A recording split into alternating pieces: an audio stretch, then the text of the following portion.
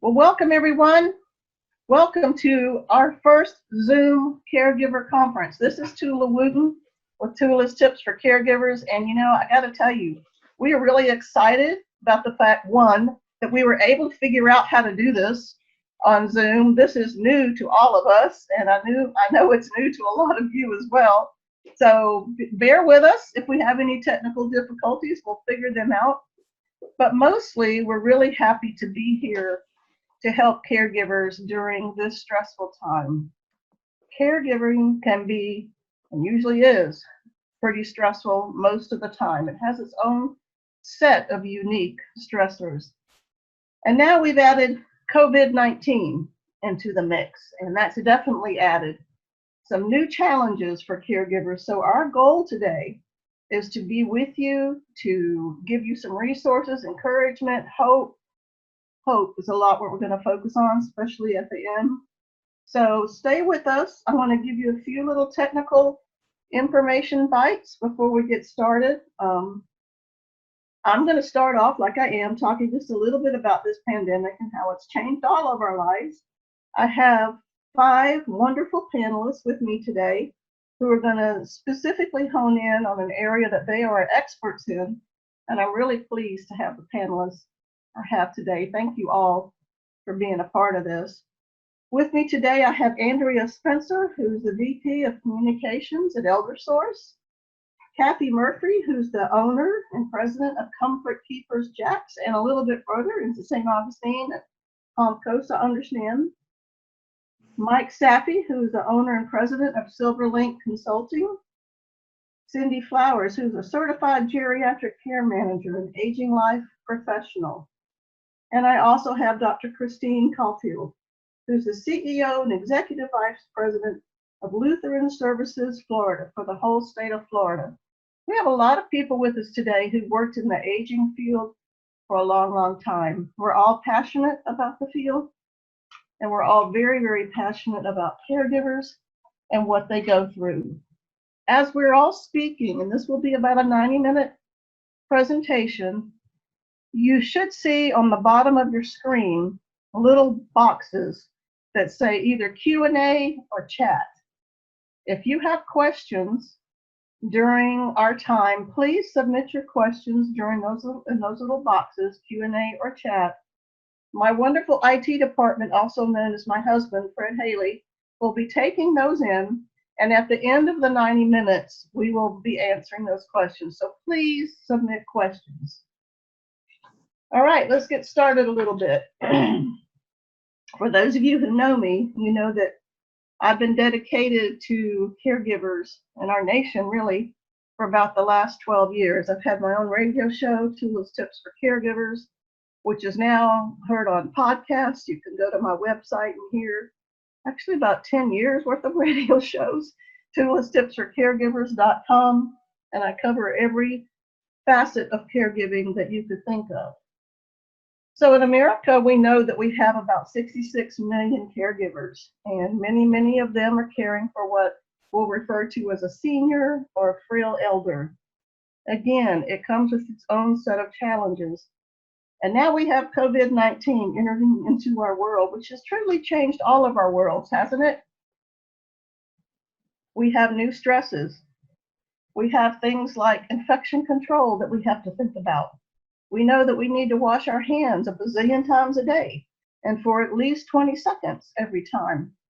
And then at the same time, if we're caring for a loved one in our home, we've got to make sure our loved one's doing that. You ever tried to pull aside your 87-year-old mother or father with dementia and told them, you got to wash your hands again and we're going to count to 20? Hard things to do. We're being told to socially distance. And I'm not crazy about that phrase, and I'll tell you why. We know that caregivers have a tendency to isolate anyway, and so we don't want them to be more isolated during this time. So let's use the word physically distancing instead of socially distancing. One of the things we're going to try to relay during these 90 minutes is that you need to be connected, and we're going to give you some ways to do that. One of the other stressors, I know it is for me, is to wear a mask every time you go out in public. You know, we have them in our car and we're like, oh yeah, we can't go into public, so we put this on, and our gloves. It's just new things. Many of the places we love to frequent are closed. I just told a couple of my friends this morning, I can't wait till my favorite places open up and I can have at least an hour happy hour with you or dinner with you. I miss socializing with my dearest friends. And I know many, many caregivers do too, because that's a wonderful break for them that they can't take now. I think one of the hardest things about this COVID-19 for everyone, including caregivers, is the uncertainty of the timeline and the disease impact. When does this let up? Truly, we've heard some conjectures on the news. We've heard a little bit here and there, but when does it truly let up for us? When can we go back out and really visit our loved ones and our friends and feel safe about it? We know that many, many caregivers have loved ones in assisted living facilities or long-term care facilities. And some of the pictures we've all seen on the news of family members going and putting their hands up to the glass of windows, trying to say hello to their loved ones or holding up a sign saying how much I love you. That's heartbreaking for me to watch, and talk about an incredible emotional challenge. I have one friend whose husband is in a facility and she hasn't seen him in 48 days. Tough, really, really hard to do. Let's add on to this the potential job loss that many caregivers have faced, and many have faced them. Now you've got loss of income, loss of ability maybe to meet your monthly mortgage or to put food on the table or to truly be able to take care of your loved one the way you were. We know that caregiving has associated costs with it. As a matter of fact, the average amount a caregiver spends on their loved one yearly is $7,000. Where does that come from if you've lost your job? All of this leads to, of course, increased anxiety, stress, and let's say it leads to grief too. And Christine Caulfield at the end is going to talk a little bit about some of the grieving. We know that caregivers often tend to isolate, whether there's a COVID pandemic going on or not. And when I do my show, I always say that is the number one stressor. We have stressors. We have physical, emotional, spiritual, financial, but the social one of isolation is the one that has always really worried me the most, because you can't do this alone. You can't be a caregiver all by yourself and do it all by yourself. I try to tell people, don't try to be the big E, everything to everybody. You can't do it. You need to reach out and get help. And there are people who want to help you. And more beautifully, on this Zoom conference today, you've got 5 people who truly want to help you. So let's talk about some of the ways you can stay connected. And I will ramp it up because I just got the 2-minute warning. Ways you can stay connected or with your loved ones, with your family members. FaceTime. Most of us have that on our phones, and that's a really easy thing to just press and call your family, call your friends, and be able to see them and talk to them. Call your family and friends, whether you do it through FaceTime or whether you do it just a regular phone call. Stay in touch. You need them and they need you. Lots of caregiver forums on Facebook and Instagram and other things. And today there are a lot of new caregiver hotlines that have been put in place specifically to help caregivers not be isolated during this time. So if my IT department would flash up some of those screens of some of those hotlines, numbers, I sure would appreciate it. I'm going to give a couple of national ones and I'm going to give a couple of local ones. And I'm going to give the local ones first because those would be the ones I would encourage you to go to. Aging True is right here in our community in Duval County and Clay County, and they now have a telehealth counseling program. You can get online just like we are now and get a licensed mental health counselor on the phone to help you, talk to you, give you encouragement and resources. I don't see the slide up there, so I'm just hoping it's up there, but if it isn't, their number is 904-807-1243. Eldersource, right here in Northeast Florida, same thing. Number is 888-242-4464. Lutheran Services of Florida, that Dr. Christine Caulfield is with us. Their number is 877-229-9898. If you don't see these now, we'll have these at the end of the 90 minutes so you can see them. I really want you guys to be able to have this in front of you. Many of these organizations have put these hotlines, caregiver support lines, in place specifically for this time. The Alzheimer's Association has a separate one too. Their number is 800-272-3900. I am going to leave with those because I know I have run out of time. I'm typically really good at that. So let's go into our panel discussion. Andrea, would you kick it off and talk to us a little bit about what Eldersource provides? Absolutely. Good morning, everybody. Thank you so much for taking the time. Sometimes it's hard to sit and just be present, but this is really important information you're going to receive today. These are wonderful professionals that Toula has called together, and Toula and I have been friends for a long, long time, and many moons ago shared an office. So it's kind of like sharing an office again with you, Toula. I am Vice President of Communications at Eldersource, and we are a nonprofit organization. We cover 7 counties in Northeast Florida, and we have sister agencies throughout the state and other agencies throughout the country that are affiliated, all as part of the Aging Network. Our primary focus, our mission, is to help caregivers and seniors and persons with disabilities live as independently as possible in their homes and in their communities.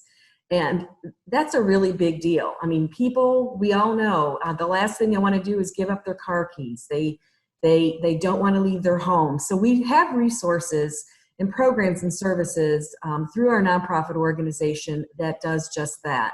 So I'm going to share with you just a few things that I think are the highlights of what we are offering, particularly now, that have just everything that we do through our organization is not only during times of crisis, but also just each and every day when those caregivers and families need support. The first thing is our helpline. Our tagline is "Start Here for Help." So you're sitting at your kitchen table, you're drinking your coffee, and you're like, I don't even know where to begin. I'm not even sure what I need. I highly encourage you to call our helpline. We are connected to all these individuals, organizations in the community that if we don't have it, we know somebody who does. So our helpline, it's Monday through Friday, 8 to 5, and Toula mentioned the number, 888-242-4464, and a lot of information is easily accessed on our website, which is myeldersource.org. And some of those programs that fall under the what I call our shining stars of our organization. Number one, not necessarily in this order, but we have a program called SHINE, Serving Health Insurance Needs of Elders. And that is specifically, it's free and unbiased counseling on your Medicare benefits. It's confusing. Things change. There are now new COVID-19 things that are covered under your Medicare benefits. Well, you know what? You don't need to go any farther than our helpline to talk to one of our amazing SHINE volunteers. So they're here for you to talk about specifically that. We have a program that we instituted last summer called the Virtual Caregiver Support Group, and it is tremendous. I think it's picking up speed, and even now with people becoming more and more familiar with Zoom. What that is, and initially started for those caregivers who were homebound and isolated, and they desperately needed to be connected to others. You know, it's one thing to pick up the phone and you've got your wonderful chat rooms and social media platforms, but here on this screen, you want to see the people that you're talking to. You want to meet them. You want to be able to see their face and feel their, sympathy and empathy, through the, virtually, the face-to-face. So this support group does that. It's free. It is organized or facilitated by a licensed clinical social worker. And again, if you're interested, the program, the groups are about 8 to 10 people. They meet 60 to 90 minutes once or twice a week, depending, or I should say once a week. And again, it's kind of set up and organized by the facilitator, but really it's the group members that kind of run the group. They share, they laugh, they talk, they cry. So the Virtual Caregiver Support Group. We also started what we call a telephone reassurance program. Some of those seniors out there, they just need a friendly voice and a chit chat a couple times a week. So we have trained, background checked volunteers that call these individuals. You can be a volunteer, or you can recommend somebody to receive those calls. And that is through our volunteer coordinator.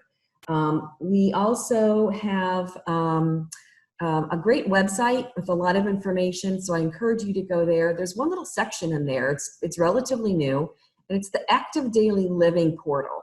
So for all of you caregivers who sometimes need an easy tip or trick for putting on socks, you know, the safety equipment that's out there, there are hundreds of videos, articles, blogs, things. You just go in there and you just register your name. Everything's free. We don't sell your name online anywhere, but what it does is it helps us understand what people are looking for, which is why you register.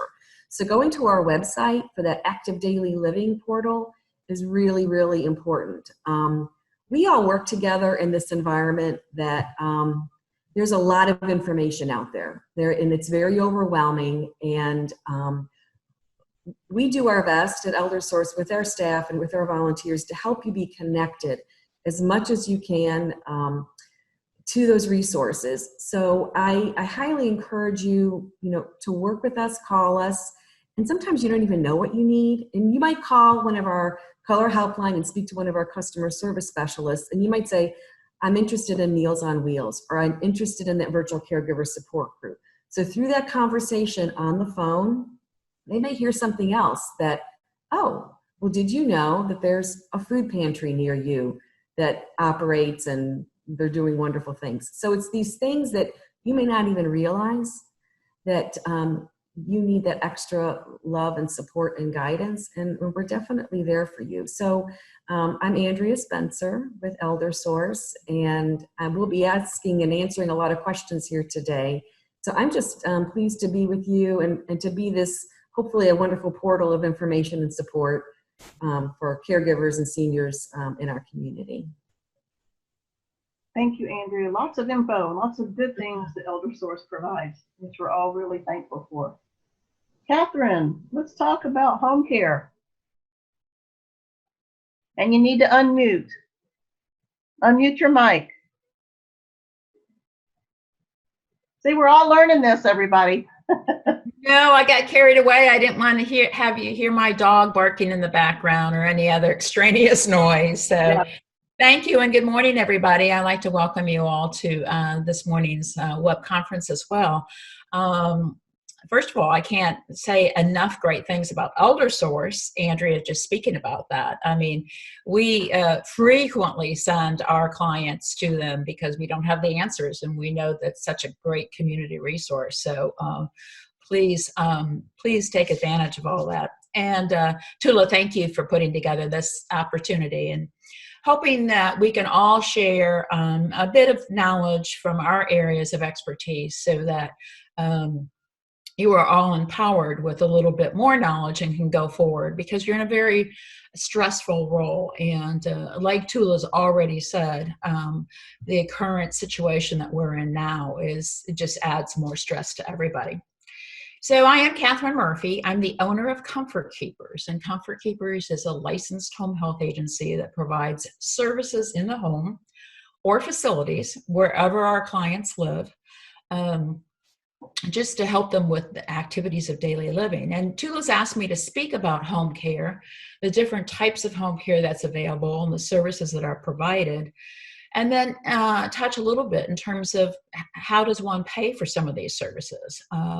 What's the difference between Medicare, Medicaid, private? So the two big things I hope to achieve is to have you all understand the differences of home care, and then some of the ways for reimbursement or paying for these services. So as I said, Comfort Keepers is a licensed home health agency, and we provide basically what is either called or referenced home care, or sometimes you hear people call it non-medical care.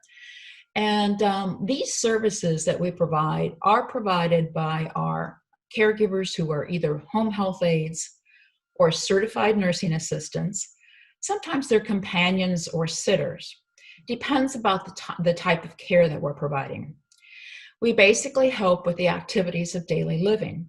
So we can help with feeding, grooming, bathing, ambulating, incontinence care, and what we call cognitive supervision. So somebody who has early dementia or early Alzheimer's may be very physically fit, but cognitively they need cueing and reminding of certain things. And so we provide that type of supervision.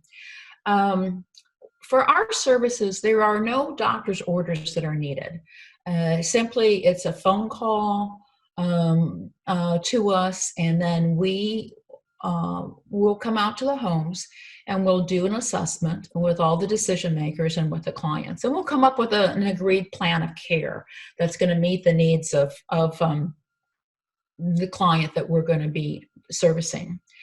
So the types of services I had already mentioned in terms of activities of daily living. It could be shopping, transportation, light housekeeping. We're not in there like Mary Maids and cleaning and scrubbing shower tiles, but certainly cleaning up the kitchen after we prepare meals, doing some light housekeeping. And at Comfort Keepers, we try to do this interactively so that we're not necessarily doing for the client, but we're doing it with them so that they feel that they still have some sense of some worth, if you will. We do, with our type of services, it is required by the state that we have a nurse available.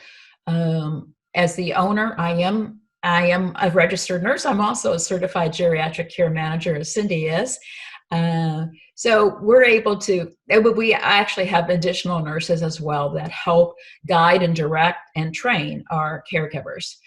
People always ask me, what can I expect in terms of paying for these services? How much do they range? Here in the Jacksonville or Northeast Florida area, there is quite a range. It's I would say it's anywhere from $19 to $30 an hour. And on that higher end, it's because of, often it's because it's a short visit. My agency, we don't typically provide services for anything shorter than 4 hours. There are some agencies that even have a higher restriction. But then there are some agencies that will do services for 1 hour, but they have to bill it higher. In order for a caregiver to drive and provide those services, they need to be compensated higher. And so who pays for this type of services? And I will sort of end with that, because the other side of the coin that I want you to understand, those are home care services, those are non-medical services. That's a little bit different from home health services or skilled services. These services are also provided by a licensed home health agency like Comfort Keepers has, but their main direction is to provide skilled services. So what do I mean by skilled services? That's generally services that are provided by either a registered nurse, a physical therapist, a speech therapist, an occupational therapist. These licensed professionals, again, have to be, the services that they are provided, again, have to be ordered by a physician. And the physician will sort of drive that plan of care of what he wants. So those skilled services provided by a home health agency can also bring in a technician or an assistant. So let's just say the services that are needed by a registered nurse is some wound care. Somebody's come out of the hospital, maybe they even had an amputation, and nurses have to come on a regular basis to provide that wound care that only registered nurses can do. Supplementing that, they can also perhaps have a home health aide visit. Somebody that comes out 3 times a week maybe to help with that bath or some personal care. Those services are only approved for a certain period of time. And there are certain criteria in order for them to be extended beyond a period of time. There generally has to be some show of improvement or some indication that with continued services, there would be improvement with that. But I always want you to remember that that is driven by a skilled service. Again, RN, PT, occupational therapy, or speech therapy. And often, unlike the services that we provide, you may not know the time when your therapist or your assistant's going to be coming. You may know it's Monday and Friday in the morning, but this is not the type of service that you can say, oh my gosh, I've got to go out. I have some commitments and I need my mom taken care of from 9 a.m. to 3 p.m. on Mondays and Wednesdays. Those agencies that I just described are not the agencies that can provide that service. The home care agencies, like I described with Comfort Keepers, are the type of agencies that can come out any period of time for a specific time on a specific day, as opposed to the skilled or the home health services that come out based on the schedule that they can staff. There are times that there is a duplication of services. And so there may be home health services like Comfort Keepers in addition to skilled services. I know that's a lot of information and it can be confusing, and you may now really want to know, well, who pays for what? Okay, people often think that Medicare and Medicaid pays for services like Comfort Keepers provides. And that's not true. Actually, Medicare describes home care services as custodial care. And Medicare does not provide custodial care. It's not a benefit. And other insurances that individuals might have, like Florida Blue or Anthem or Humana, often follow the Medicare benefits. So it's not a benefit of Medicare. It's not a benefit of those other health insurances. Medicaid may provide some home care. One has to qualify it based on finances. But other than that, when there is a skilled service, that service will generally be provided by Medicare or a health insurance. But when there is a service that's needed for a duration, a period of time, to keep your loved one safe and to perhaps give you some respite and some help, that would be towards the home care services, which is generally on a private pay basis by family or by perhaps long-term care or even VA. My time's out. I know I gave you a lot of information. And so if you have any questions, just write them down. I know we're going to have an opportunity at the end of this for questions and answers. Thank you very much. Again, Kathy Murphy with Comfort Keepers. Thank you, Kathy. And at the end of this, we'll probably give out some information on how all of us can be contacted afterwards, because I know some of you may have questions and may want to wait till afterwards, but that was really helpful. I appreciate that. Next up is Michael Safi, who is, again, the owner and president of Silverlink Consulting. He helps a lot of people find the right facility for their loved one. And one of the things he's going to talk about is how it's happening during this time of COVID. Welcome, Mike. Good morning, everyone. Thanks so much for having me on here. And thank you to all the caregivers and everybody on the panel that's taken, their Saturday morning to provide all these resources. I know it's a beautiful day outside, so try and be quick and get you outside and active. So like Toula mentioned, Silverlink is a free service for seniors and families. All we do is help basically navigate the confusion that associates with finding the right fit, the right provider for different care services. And our team, we eat, sleep, and breathe senior care.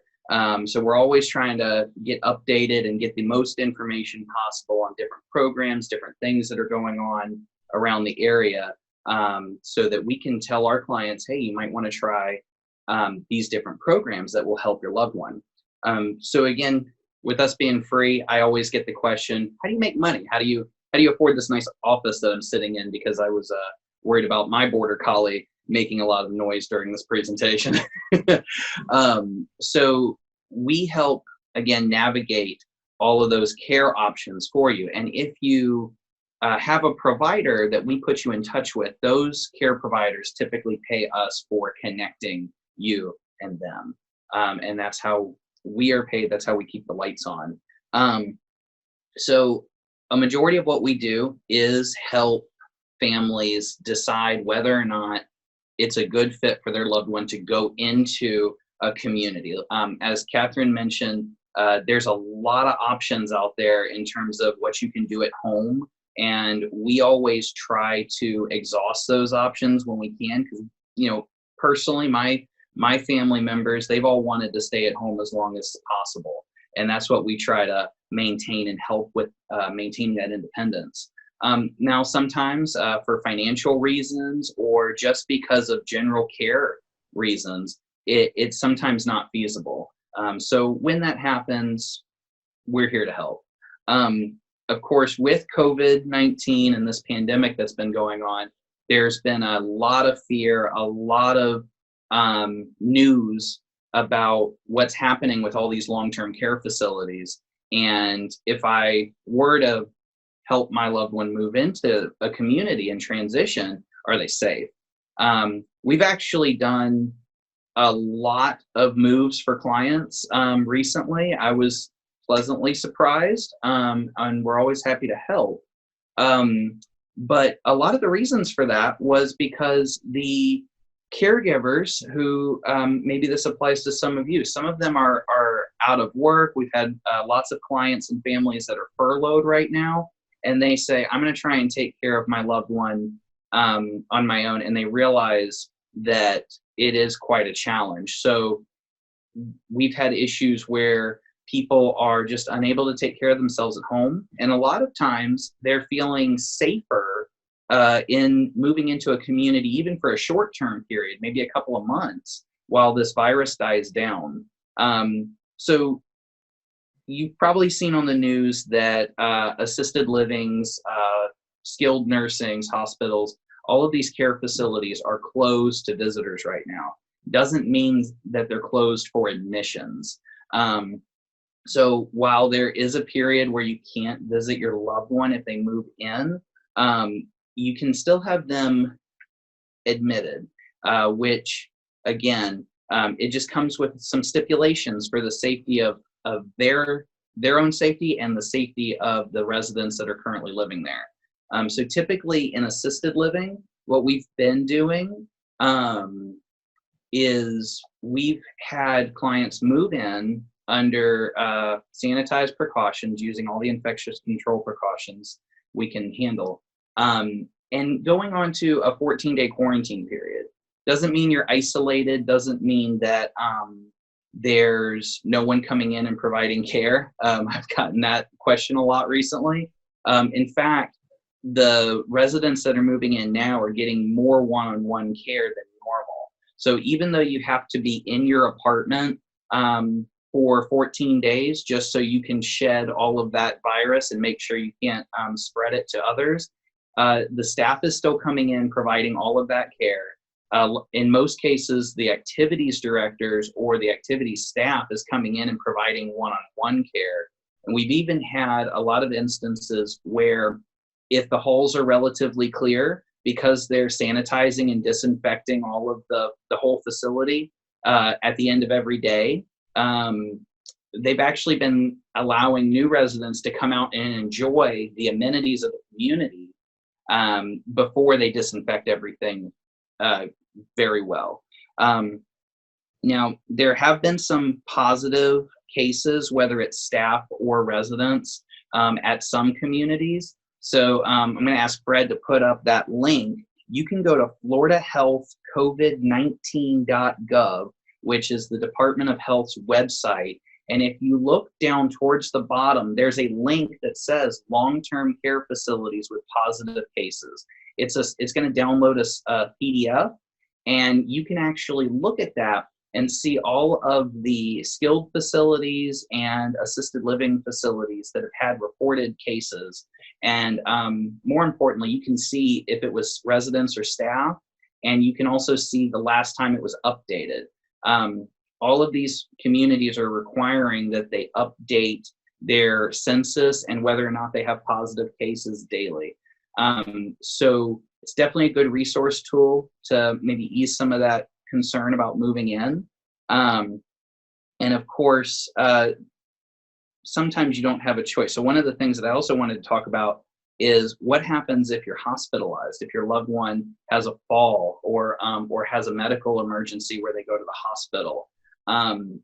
We've actually been doing step-down programs because with the virus, it's been very difficult to transition in a normal process, is what I would call it. So normally, if you've had a loved one go to the hospital, they would stay for a certain amount of time at the hospital, and then they would transition to a rehab or a post-acute facility where they would have some time to get stronger and stay monitored. Because of the virus, a lot of the skilled facilities and rehabs are having trouble admitting new residents for short-term rehab. So we've actually been seeing many people move directly from the hospital to an assisted living where they can get physical therapy, occupational therapy, and speech therapy provided by the home health services that Kathy talked about. And that way you're still getting your loved one some of that help, some of those therapies, and they can be there for a short time, maybe a few months, just like they would in a rehab. And of course, we talked a little bit about benefits. So I always get the question, well, assisted living is so expensive. How do I afford it? That's what we're here for. So we work with tons of partners, tons of resources in the Northeast Florida area, like Eldersource, like different VA providers that will help you fill out this paperwork, help you through that process to get you those benefits to help pay for care. And with that, I think I covered everything I want to talk about. And I didn't even get the red mark from Fred, which is pretty rare for me. So if you have any questions, I'll leave you with this. If you have any questions, if you just want to talk to me just have somebody to listen for a little while, you can always give us a call on our office line, which is 904-629-7805. Or you can go to our website and schedule an appointment as well. Online with us too. So again, thanks so much for having me. Stay safe out there, and anything I can do to help, I'll be more than happy to. Thanks. Thanks, Mike. Thanks for clearing up some of that, because I do know that a lot of people are under the impression that assisted livings aren't taking new residents right now.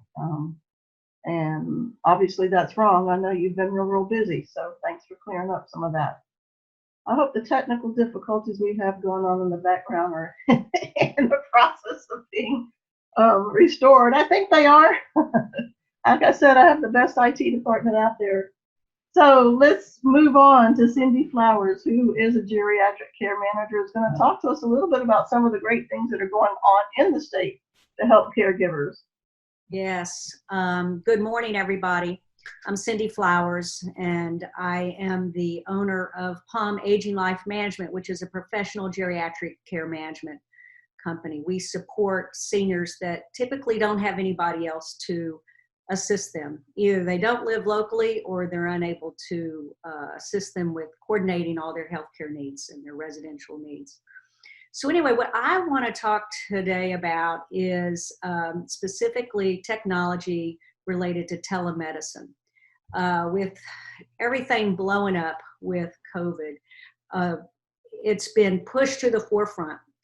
And I'd like to share a little bit about the difference between telehealth and telemedicine and tips to make those visits successful.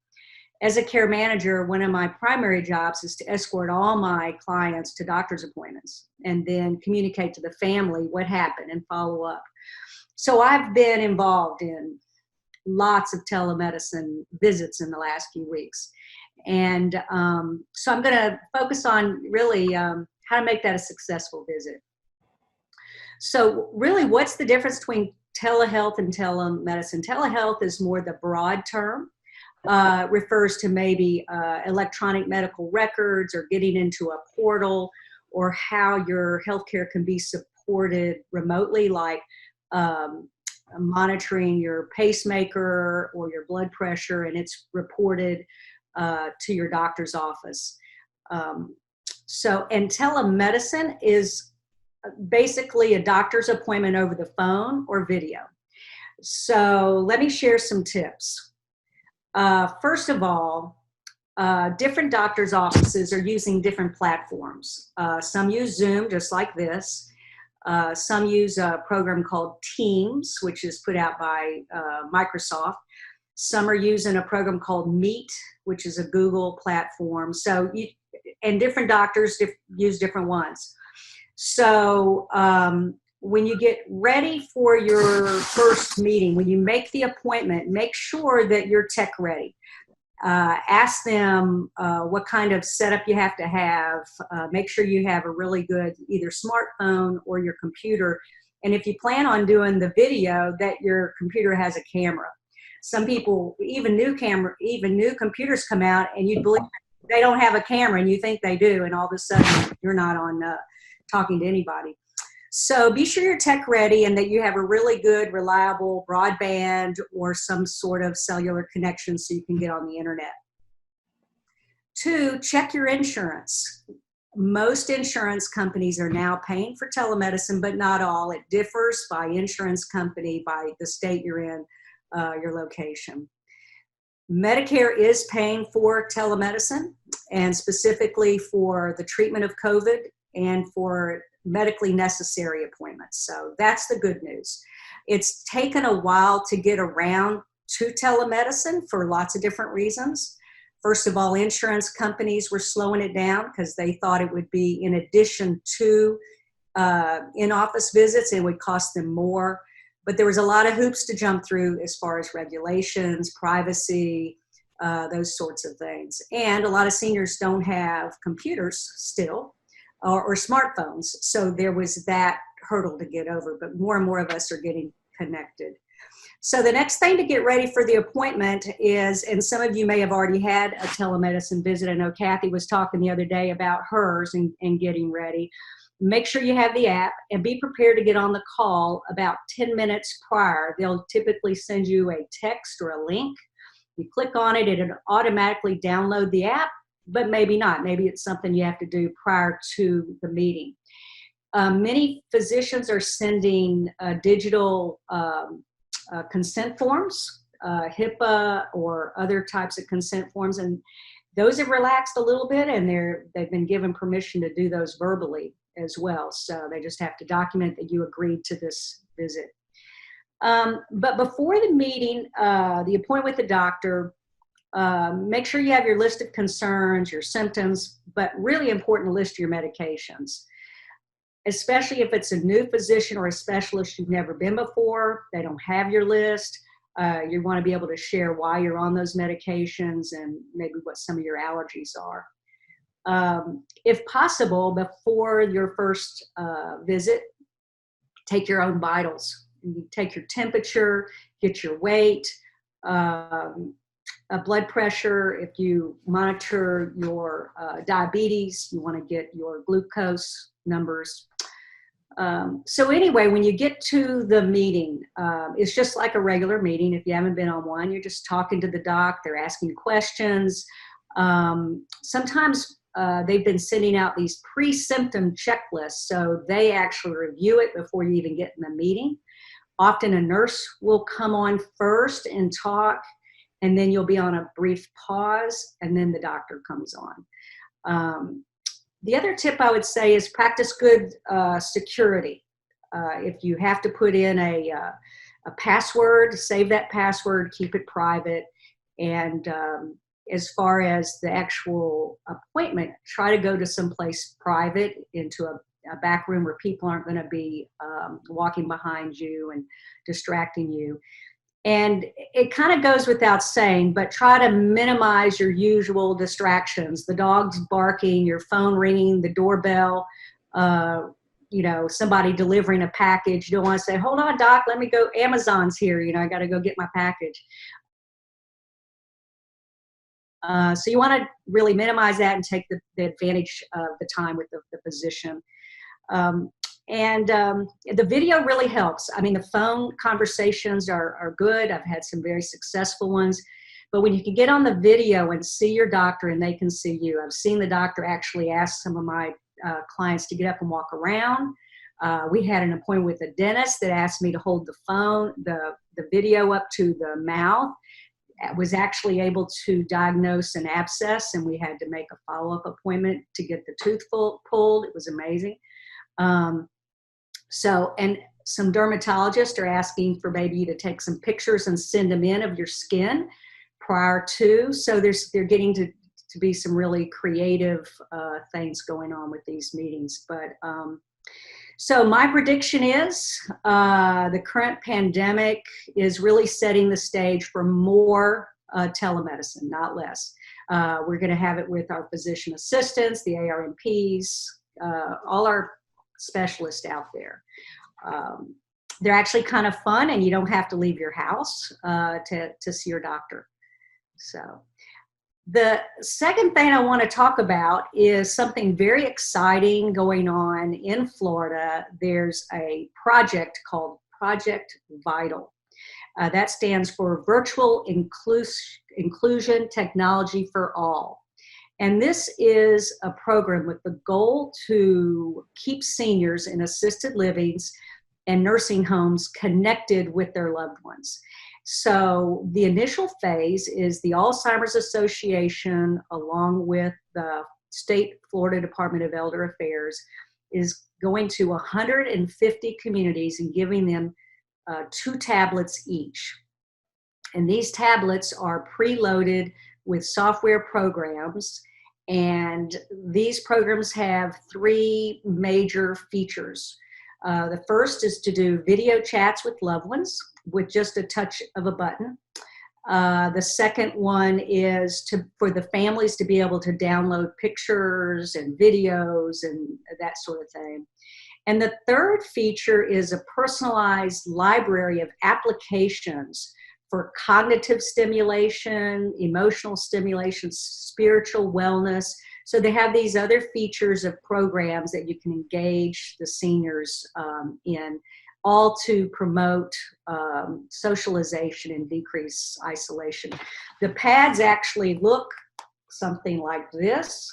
I actually have some personally in some clients' homes, and they're very easy to use. And if you want to make a phone call, you would just go to the call button, and with a touch of the button, anybody that's downloaded, their picture is on there, and then to call them, you just press under their picture. So you may not recognize a number, so it's a very user-friendly, senior-friendly tablet. So those tablets went out, the first 50 to the nursing homes and assisted livings on April 4th, and then another 100 went out on May 1st. So I'm looking forward to more press releases and articles about the success of those, and they're hoping they will expand them to even more seniors. So I'm getting the 1-minute warning, and I look forward to any questions at the end of the other panelists. This is Cindy Flowers, Certified Geriatric Care Manager. Thanks for having me today. Thank you, Cindy. When we talked last week, did you mention something about robotic pets? Somebody did. Was that you, Andrea? Andrea? And I will provide the link. There's another really wonderful program. It was just announced this week, and it's got quite a bit of press. I even think the New York Times has picked up on that press release. But the Department of Elder Affairs is offering for free these adorable robotic kitty cats and dogs, or an MP3 loaded up with music of that person's favorite music. So you just go to this website, and while Dr. Caulfield is talking, I'll dig it up and give it to Fred. But you just order these amazing, sweet little animals. And I know that people with dementia often have this loving and nurturing side of them that they just want to continue to flourish with that. And they do. So these little stuffed robotic animals, they're really sweet, are available through the Department of Elder Affairs program, and also, or an MP3 player. So the website link is really long. It's kind of complicated. The link is long, but the process is not. But basically you sign up, and there's a little drop down that says, what would you like? You know, cat, dog, MP3 player. So the beautiful thing is that they are available at no cost. So it's just another technological tool with fur on it. that provides some loving comfort, for family members. So while Dr. Caulfield is talking, I'm gonna just not log off, but I'll look for that link and send it to Fred. But it's a really wonderful, great resource. It's now available just this week, so brand new.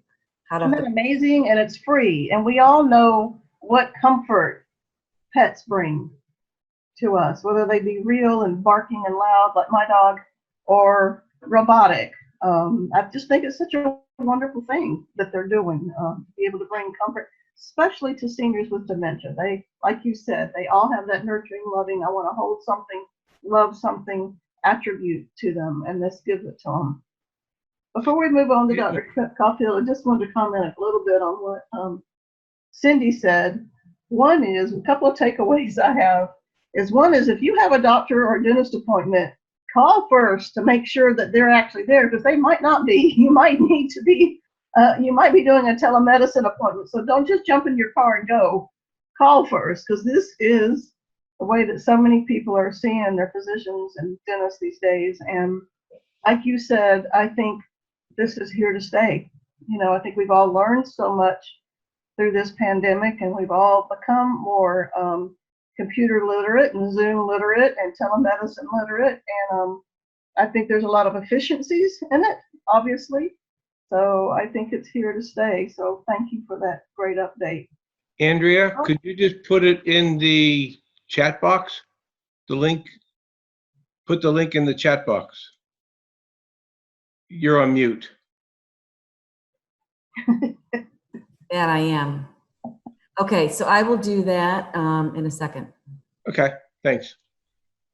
Thank you both very, very much. Well, let's move on to our final panelist, and I'm really looking forward to Dr. Caulfield talking to us today, because as I mentioned as I opened this session, this time is full of stress and anxiety, and for a lot of people, grief. There's a lot of things people are grieving right now. And I've asked Chris to tell us, and all of us, caregivers and all of us, ways to cope with some of that. What's going on in that world and ways to cope with it. So thank you, Dr. Caulfield. I can't hear you. Are you on mute? Y'all got her? Well, can y'all hear her? Raise your hands if you can hear her. No, I can't either. Your IT department is arriving.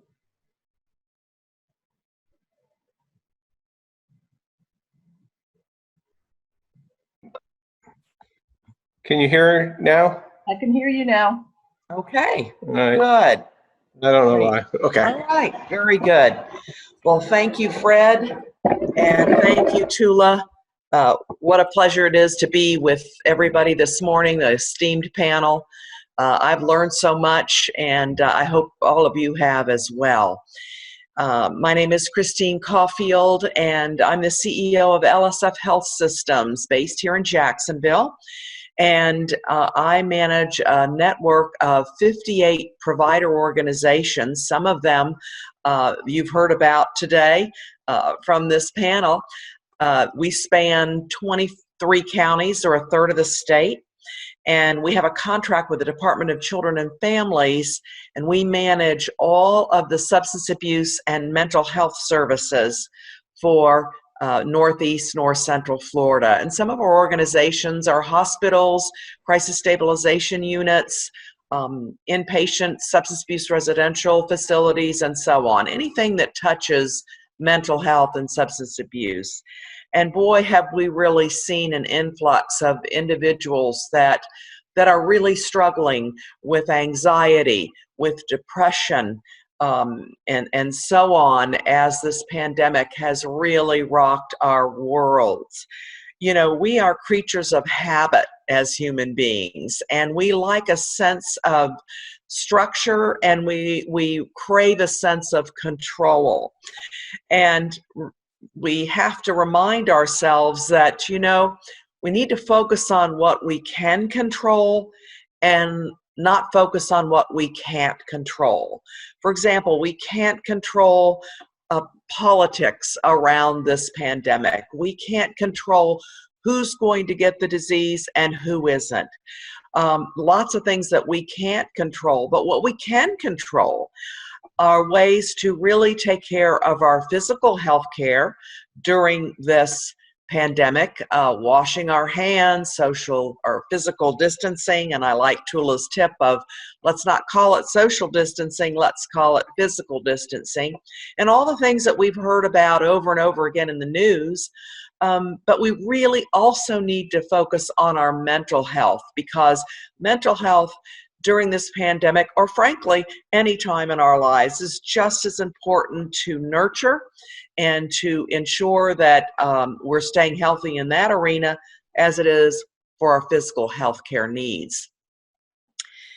When we talk about this pandemic, we really are grieving. So a lot of the feelings that many of us are experiencing are actually grief. We're grieving the old. We're grieving that we can't get together with our friends face to face. We're grieving that perhaps we've lost our jobs. We're grieving that if we do have a job, we're having to do it from home with all sorts of other responsibilities that are piled on top, whether it be childcare, caregiving for a loved one, so many additional new challenges to adjust to on top of, for caregivers, what us caregivers are already coping with. So it's almost like double grief, because isn't it true? And I'm a caregiver as well. I care for my 90-year-old mother, and I have been a caregiver really for most of my adult life. First my father, then my grandmother, now my mother. So I am acutely aware of the challenges. And for me, and maybe for many of you, I'm grieving before the pandemic, most anticipatory grief regarding my mother's health condition, grieving as I notice decline in functioning. So then we add the pandemic and all that those layers add, and it's really can be quite overwhelming. So again, we need to focus on our mental health. What can we do to shore that up? And one thing that we can do is try to stick as close as you can to your new routine. Make a conscious effort to say, okay, I used to get up at 7 in the morning and shower at 7:15 and fix my loved one's breakfast at 7:30. Whatever those structured routines were in the past, we need to keep them going. We also need to remember that as human beings, we all strive for balance in our life, or homeostasis. Even our cells long for and strive for homeostasis or balance. And when we get out of balance, whether it be physically out of balance with a physical health care condition or a mental health challenge, depression, anxiety, it really throws our whole system out of balance. So whatever we can do to bring balance into our daily lives. And right now we got a lot of grief going on. So we need to balance that out with joy. Whatever brings you joy, you need to factor that in on a daily basis, whether that's a bubble bath, whether that is connecting with old friends or new friends that you've made through this pandemic. Connection is key.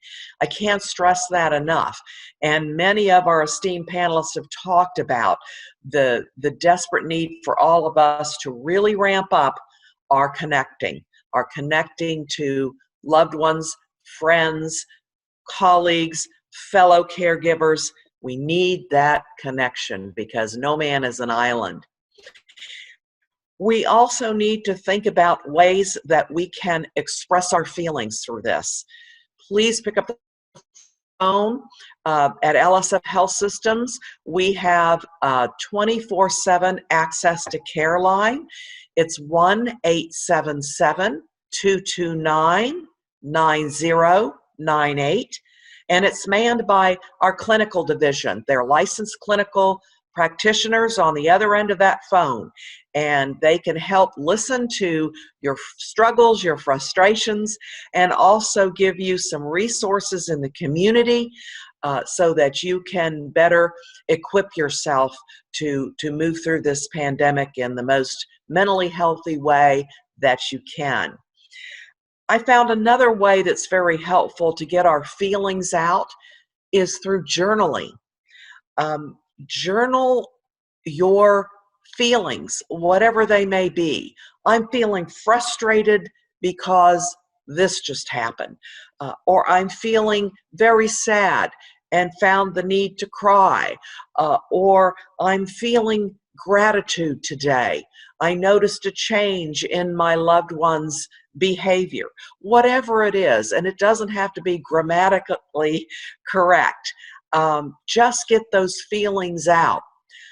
Another very positive thing you can do when we're talking about journaling is a gratitude journal. You know, the old saying, there's always something to be grateful for. And so if we focus on what we're grateful for, it actually changes those neurochemicals in our brain that are feel-good chemicals. And so focus on the gratitude. The sun is shining. I don't have COVID-19. Neither does my loved one. I have enough food in the pantry. Whatever you're grateful for, write it down. I really love Toula's tip about hope, and she's broken that down in an acronym, and I just love it, and I have it on my refrigerator. And hope, H-O, hang on, P-E, pain ends. And isn't that true? You know, nothing stays the same. This pandemic will end. We will be back to some of the familiar things that we did in the past. Although I do think we're going to be enjoying a new normal, and I think some of the things that we've learned, and especially with technology and Zoom meetings and connecting via Facebook and other types of protocols, are actually going to increase and serve us well. So hang on, pain ends, and I know that we're all going to get through this. And I think that when we are able to reflect back, we're going to find a lot of lessons learned through this.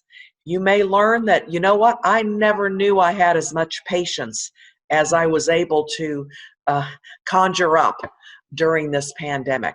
Or I learned that I really do have such good friends, and I want to strengthen those relationships even more.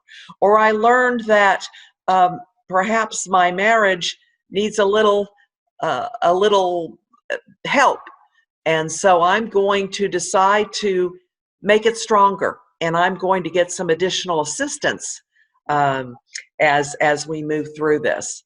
So many lessons learned, and I think we need to capitalize on those as well.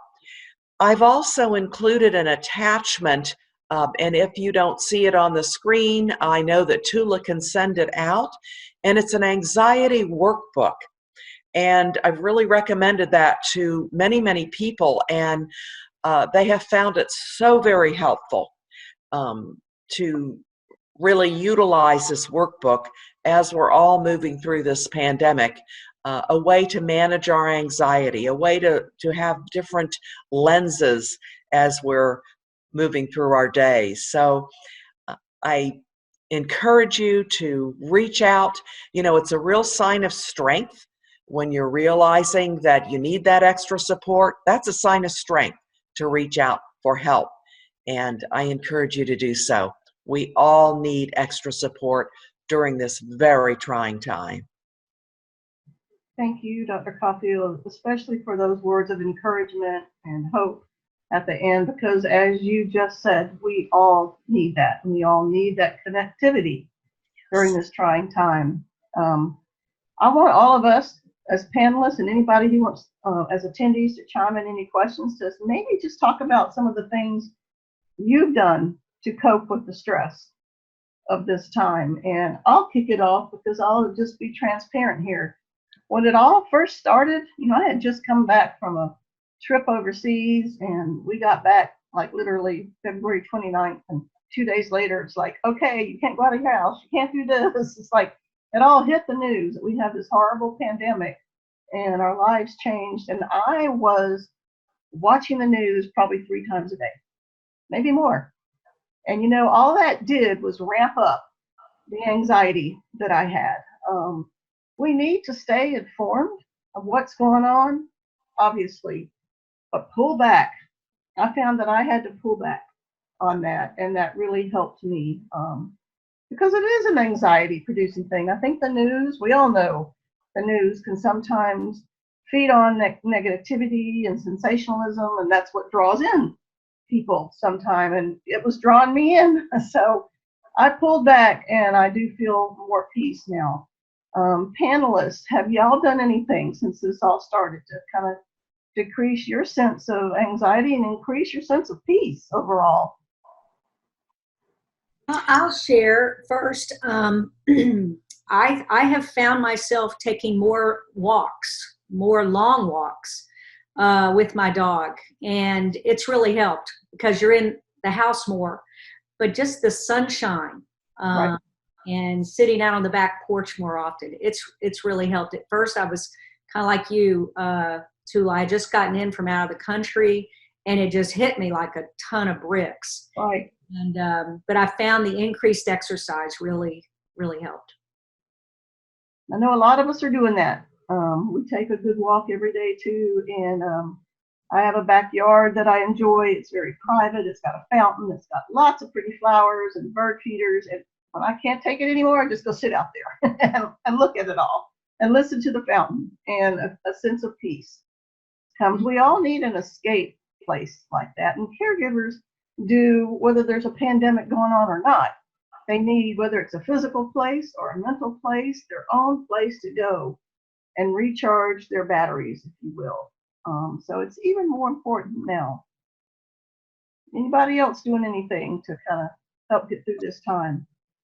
I'm a big reader, and I think I'm a big reader, and I think the libraries have a wonderful way that you can continue to plug in, and there are those apps that you can download books, and I love my audiobooks. So that is, I used to do it on my commute, back and forth to the office, but now if I'm here by myself and I'm cooking, either it's music or it's listening to my audiobook. So it's giving yourself sometimes permission to do nothing, sit on the couch with a good book.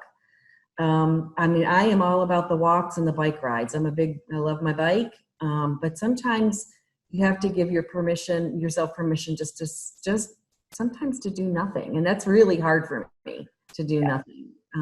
In the sense, I should say, doing nothing that you're doing one thing, you're reading, but it is a relaxing thing that I love to do, and it's enjoyable escape. So, check out your library apps, for those books and music that's downloadable, and it's free. There's a lot of free stuff. And speaking of free things, if you go to our website, up at the very top, it says cool links, cool things to do, or something like that. I can't remember what I put it, but there's a whole page of the virtual museum tours and the virtual park tours, and the webcams, or you can watch the penguins at the San Diego Zoo. So sometimes if you are sitting and you need just a little bit of, again, an escapism, check out those links on our website. I think it's like just cool links to do stuff or something like that. So check that out. I saw that yesterday. I think that's really cool that y'all included that. And I've done that. I've gone to explore.org and watched the whales off the coast of Canada or somewhere. It's just fun. You can explore that way. So before I forget, Catherine went on to check out that link for those robotic pets. I'm sorry to say, it looks like they only had 300 and they're gone. Mm-hmm. Wow. So, yeah. So Toula, I'll get with you to see if there's another opportunity that they're going to increase that inventory. But It's gotten a lot of press, so unfortunately they're gone. Yeah, and if anybody, we actually, I was anxious to see it because we actually have those pets, and I have an account with that company. If somebody was very interested in purchasing one, I could do that. But I was glad to see that the Elder Affairs had the ones, and they were giving them out. And you know, one of the senses that's last to go is really affection and love. And folks with Alzheimer's or dementia many times can't communicate, but you give them a stuffed animal or a doll, and they're just hugging on to that and just embracing it. And so I was really excited, Andrea, when you announced this, and I was like, oh gosh, if our clients could get these free. But that's awesome that they at least had 375. You know, getting back in terms of what are we doing, I echo the whole exercise, the biking, and I have a dog, I walk her a lot. And then sitting in the backyard at the end of my day after dinner, which I've never cooked as much as I've ever cooked before. But it's all good. I'm giving gifts to some of our neighbors. I'm meeting more neighbors than ever before. Thankfully, because of my dog introduces me to them as they're walking around. But, you know, we've been so busy, really, really busy, that I found what's worked really well for me is to really have pretty well set routine. So that I am able to meet all the demands of work. One of the things I don't shy at, though, is making sure I get enough rest at night.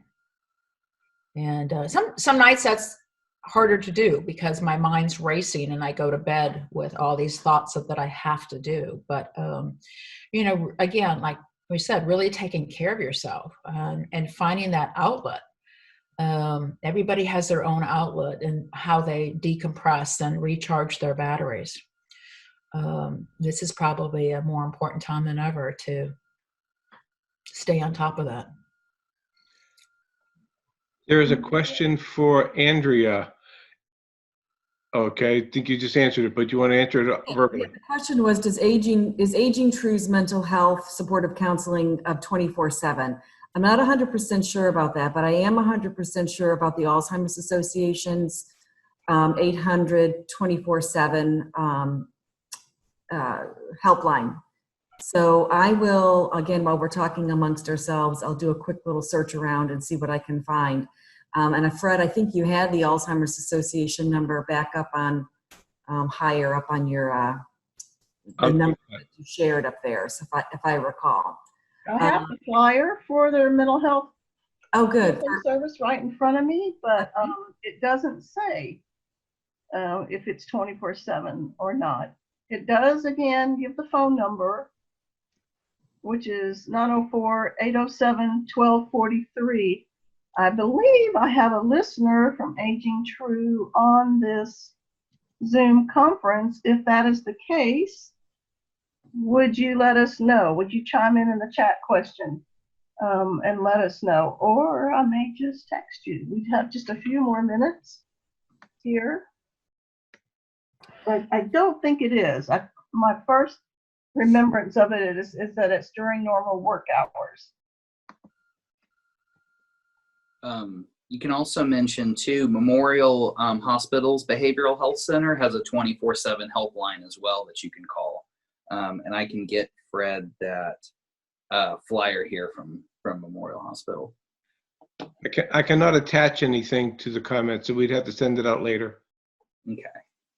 We will answer that question in an email to whoever answered. We'll send out notes to everybody on this and get that answered because I can't really find it right now. Were you able to locate it, Andrea?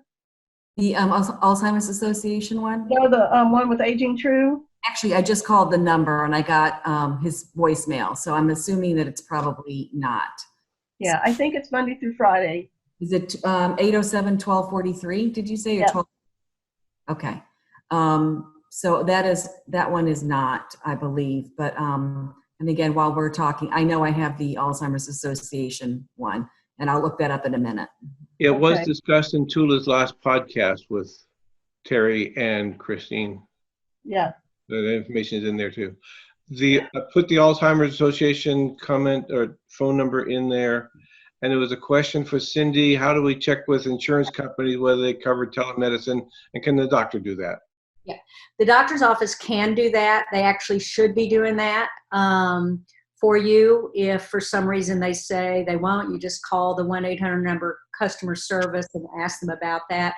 I've heard there's some issues with insurance companies if the doctor's not following certain procedures and haven't signed off to officially get kind of enrolled in this.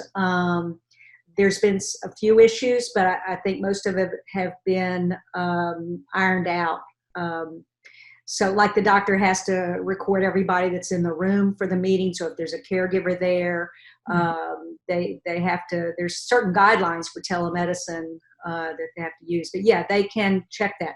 Now, there are a lot of online doctors that you can do a telemedicine with. Some of the bigger ones are Teledoc. I don't know the names of all of them.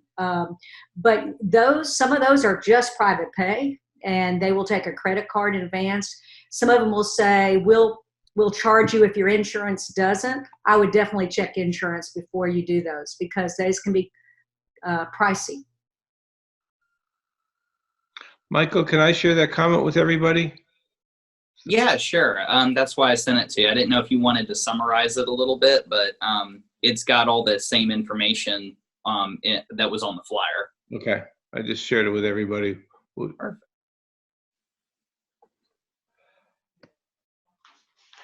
Michael, the other thing, I don't remember you touching on this. Some people might find interesting that the Centers for Medicare, Medicaid have waived the 3-night hospitalization that is typically required prior to getting a rehab stay. They're only requiring a 1-night stay. And that goal was to keep the beds open. And I don't know if they've gone back on that yet and changed that, or if they're still waiving the 3-night stay. They haven't gone back on it yet. It's still waived, which is really nice. So for those that don't know, when you have somebody under Medicare that is hospitalized, typically in order to qualify for Medicare to pay for the rehab for the first 21 days of the visit, you have to have 3 days, 3 midnights that you're in the hospital is usually the rule of thumb. CMS was able to waive that requirement in order to get people into skilled rehab faster, so that it lowers the risk of infection. Kind of like I mentioned before, it's been a little bit of a challenge on that end, because even though Medicare will cover the rehab visit, you have on the other end, the skilled facility has to still accept that admission and that patient from the hospital. So that's been more of the challenge, I think. But just to note, when it comes to that, it's just like the normal stays. If your loved one does go into the hospital, you want to make sure that they're not there for observational reasons, that they're actually admitted, and it's counting as that time period. Because if they're there for just for observation, you still run into problems. Yeah, it won't count. I had that happen once to a patient who had been in the hospital, I thought 3 days, but one of them was just an observational day, so it was really only 2, and so they didn't qualify for Medicare coverage in the long-term care facility. So you really have to be careful with that. Yeah, we were actually helping a family this week where their aunt was admitted to the hospital. She spent about 2 days there, and I had to call the case manager to clarify, because they were observational days. They still had her just under for observation instead of actually admitting her, even though she'd been there for about 48 hours. So, it prolonged her stay. Fred, are there any other questions? I think I see one. Yes, I see one from Barbara. Yeah, that was a good question, actually. Yes, that's an excellent. I was going to ask you to question. answer it, Chris, so I'll read it. It's from Barbara Williamson. It's to any panelist, but Dr. Caulfield, I'd like you to. What do you think will be the long-term mental, emotional impact of this crisis? And, Barbara, thank you for that question. It's a very good one. It depends upon the risk factors, if you will. And the highest risk right now for long-term emotional issues are our first responders, our healthcare workers. I'm sure that many of you have seen the tragedies of doctors and nurses taking their own lives recently. As a result, they are predicting that there's going to be a lot of post-traumatic stress disorder for our healthcare workers that have been immersed in this tragedy, dealing with their patients that are really having some very serious consequences, including death. So we're anticipating PTSD, especially for our healthcare workers.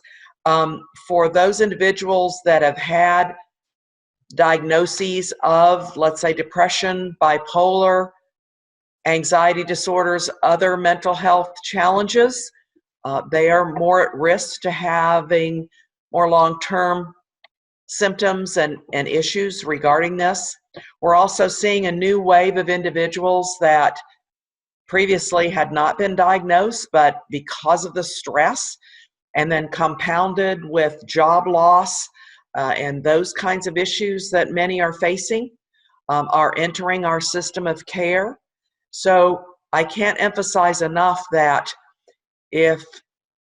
when this pandemic ends, if you will, and we go back to more of a normal routine, and you are still experiencing depression, anxiety, and other symptoms that are keeping you from really engaging in life, you really need to reach out, get some extra support. You may be moving into a clinical depression. And what we know about clinical depression is some of the best protocols are antidepressive medication plus therapy. So let's get the right combination for you and get back on your feet. We don't want anybody suffering from long-term consequences from this. Help is out there. That's the good news. That is the good news. And for our seniors and for our caregivers, anybody that knows me, that they're my primary concern. And we know that, unfortunately, suicides are on the rise in our senior population that already had the highest level. And Yes, they need help. Tell them again, Christine, where to reach out for help. absolutely. In fact, the highest cohort of seniors that are completing suicide are males aged 75 to 85. So we really have to be mindful of our seniors, and the highest prevalence are individuals that are 60 and older, particularly males, and it's a very serious situation. So we really want to observe our loved ones that are seniors that are showing signs of depression. Some of those signs of perhaps they're thinking about taking their own lives are talking about that life's not worth living, giving away their personal belongings, isolating more, increasing their alcohol and or other drug intake. Very serious if there are firearms in the home, you want to remove those. So these are just some of the signs that we want to be very cognizant of. And we also want to ask the question, Dad, I'm really concerned about you. Are you thinking about taking your own life? There's a myth that if you ask someone if they are suicidal, that somehow that will propel them to complete that suicide, and that could not be further from the truth. That's a myth. In fact, people that have had somebody reach out and ask those questions report feeling extreme relief, that finally somebody has noticed their pain. Finally, someone cares and cares enough to get them the support that they need. So don't be afraid to ask those tough questions. It's very critical, especially during this very serious time that we're all moving forward with. Thank you for those insights. Didn't I see a question about somebody asking what is going to be our new normal? Did you guys see that after this pandemic? Boy, Yeah. I don't know, except that technology is going to be a bigger part of our lives and that we're going to have to sit further away from our dear friends and loved ones at restaurants and other things. Anybody else got any thoughts on that?